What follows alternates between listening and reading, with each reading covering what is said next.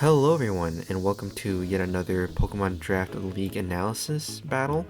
I am Michael of the Green Bay Padres, and I am bringing you William versus Tristan. We are in week 6 now. We are right in the middle, or getting in towards the end game here, because we have 9 weeks of this, so 3 more weeks left. Today I'm bringing you here yet another battle. This time it's William with only 1 win and Tristan with 0, but we'll see if that changes here with this battle. So let's just get right into it here. So we start off with Salazzle on the left and Greninja on the right. Pretty interesting leads here. I'm surprised that William didn't lead with Ting-Lu, but we had here a pretty standard lead Greninja. Let's just see what William does. Turn 1, stays in, gets served, and then the crit happens. The crit did not matter, it just insult to injury. I'm not quite sure what William was thinking here, but yeah. One shots, and down goes the Salamander. And here we got Gardevoir, the Gallade, here. And thinking that Leaf Blade is coming out, Tristan switches out into Tropius, which is a pretty smart play actually. And now with the agility here coming out from Gardevoir, which is pretty rare, he's now outspeeding everything on this team. But we'll see what happens. He switches out into the Ting-Lu, Ben's Nightmare. I'm guessing he didn't want to take an Air Slash. I actually have I was about to say Gardevoir. I mean, I guess that's pretty true, accurate. But I'm guessing I do have Gallade's set right here. As we can see here, we have Agility, Sacred Sword, Psycho Cut, and Leaf Blade. And we see here that he's got max HP and max attack. With just 4 investment into speed.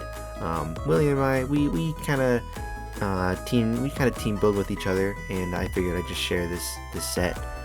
So with this, he said that he could one-shot everything, and with the agility outspeed everything on Tristan's team. But I'm guessing, I'm barring any Scarfers obviously, but I'm guessing he didn't account for the Tropius, because I ran the calcs, and Sacred Sword or Psycho Cut actually do not kill with even like a 0 HP 0 defense. Excuse me, 0 HP 0 defense Tropius. So that maybe he didn't account for that, but switches out into the Ting-Lu and then takes the Air Slash. And then we see here Power Herb Solar Beam. Now that's something you don't see every day, but here we have it. Power Herb cuts the cooldown, or the charge up time, and just lets it loose right away. But it can only be used once, and he does 53% to Ting-Lu. And thankfully, its ability, what is it? Vessel of Ruin does lower the special attack of Tropius. Maybe Tristan didn't catch that or didn't pay attention, but I would have probably switched out into like a Great Tusk, because I think the Stealth Rock is pretty obvious here, and then he could have like Rapid Spin, or scare it out with like a fighting type move, because Great Tusk is a part fighting, but decides to let it rip, and it only does 53. Seeing here, without special defense investment, it could have done a lot more, about like 50 to 60%, but I'm assuming that William just went all defense, all attack, probably, or maybe like max HP. But here comes the Stealth Rock, like I said, and then comes the Great Tusk. Alright, and then William doubles out into Doggy, the Dashbun here, and then Tristan actually doubles out into Scizor here, which is pretty interesting because I guess he read the play rough, which is a pretty nice play, I'd say. And then switches out, William switches out into Ceruledge and tanks the bullet punch from Scizor. And now this is really good for William because the weak armor does pop and gives him that nice speed boost, which is really good. And now this guy is the fastest thing in the game right now.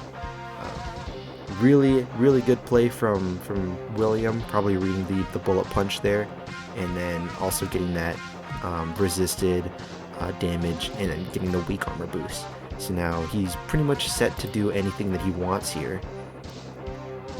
Take this! Probably reading a fire type move. Even better play from William, going for the close combat, reading him like an open book. Yeah, that close combat was really well played here. KOs the Greninja, and then out comes the Great Tusk, probably to scare it out with a ground type move. And my guess here is that either Ceruledge either doesn't have a move to kill the Great Tusk, or he's scarfed because he switches out immediately and goes into Woshish. Yeah, so that was pretty smart. I think from that play we can assume that he was scarfed because we can see this later, but yep, reads the Earthquake and does 18% only. And then here we have Brick Break, which is an interesting play. So from here we see that the Great Tusk has Earthquake and Brick Break. I'm surprised that he's just not going all out with his moves. For those who don't play OU, that Great Tusk is known for having headlong rushes and close combats. Headlong rush is like ground type close combat, and close combat is close combat. But instead he goes for the weaker versions, Earthquake and Brick Break. I'm not sure, maybe he just doesn't want the defense drops, but I would say just go for it, man. Just go all out. He's got the power and everything, so might as well just abuse that. With a knockoff here, reveals that Great Tusk actually had a Heat Rock, which is interesting. So he probably had a sunny day too. Not sure why he didn't go for that this game, but it would have been pretty useful, like with the photosynthesis activating, and then probably solar power or chlorophyll from the Tropius to get that speed boost or power increase. But the Heat Rock was knocked off, so it's pretty interesting to see here. And then doubling out, reading the fighting type move, Brick Break only does 14% to the doggy, and I think from here we can I ran the calcs, and as we see from its next few moves, if he goes ahead, yep, the Scizor with the Wish, play rough Wish. I wonder. Only doing 14% to the doggy here. Probably defense invested. Bullet Punch, 51%. That is, yep. And then the Wish coming through. That is definitely a max HP, max defense. Probably Impish Nature. Play rough, Wish, Body Press. Definitely max defense there. Bullet Punch only doing 53%. He is walling this thing. The Terra Ground is an interesting choice. I think he just kind of panicked there, Tristan. Wish coming through, and the doggy's at full HP. Oh man, and these reads from William are absolutely amazing. Here we just got, some back and forth here. The Earthquake only doing 37%, which is even more confirmation that he is max defense invested. And I'm guessing here, since Great Tusk is only doing like 30 to 40%, he's probably not Adamant Nature. I'm guessing he's probably Jolly, or maybe like a defense investment from his EV spreads. So, ooh, and the minus attack drop. Tristan probably wants to save it for another time. Switches out into the Dunsparce. And, William's just pretty much spamming here. He's got nothing else to do. body press doing most damage, and then the body slam. You know, it's surprising he hasn't. William does not, or Tristan does not have a special attacker to break through here. And as we see here, this dash button is really hard to overcome for Tristan. Probably hoping for a paralysis here with the body slam, but it doesn't go through. Then Halucha comes out, and yep, this dash button is just kind of doing its thing. Brave Bird only doing 36%. Yeah, and then the play rough Okos it. Yeah, this dash button is really hard to take care of. And with the growth again. For those who don't know, growth actually boosts attack and speed, or attack and special attack by 1 in normal weather, and then in the sunlight it boosts it by 2. So I'm guessing the Great Tusk had Sunny Day. The Tropius either had Chlorophyll or solar power.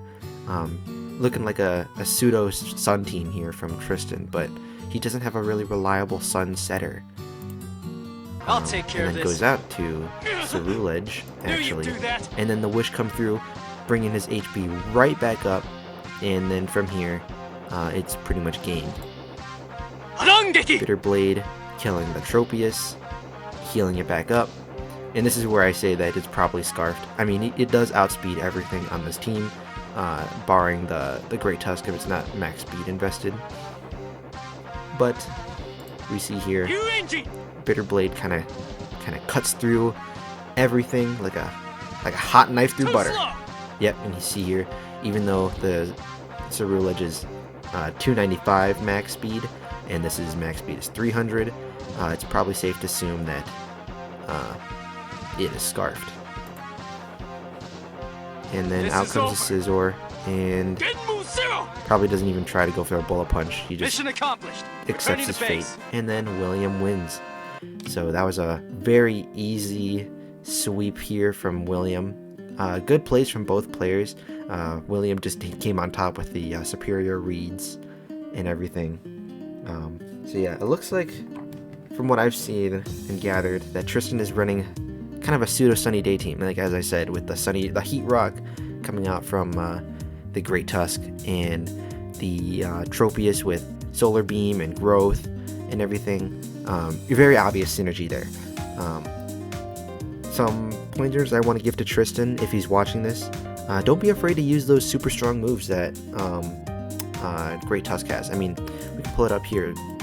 Great Tusk has like a lot of strong moves here.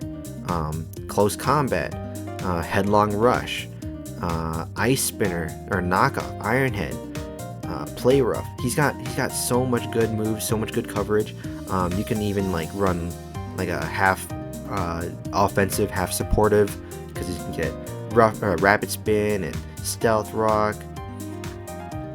Bulk Upset you can do, you know.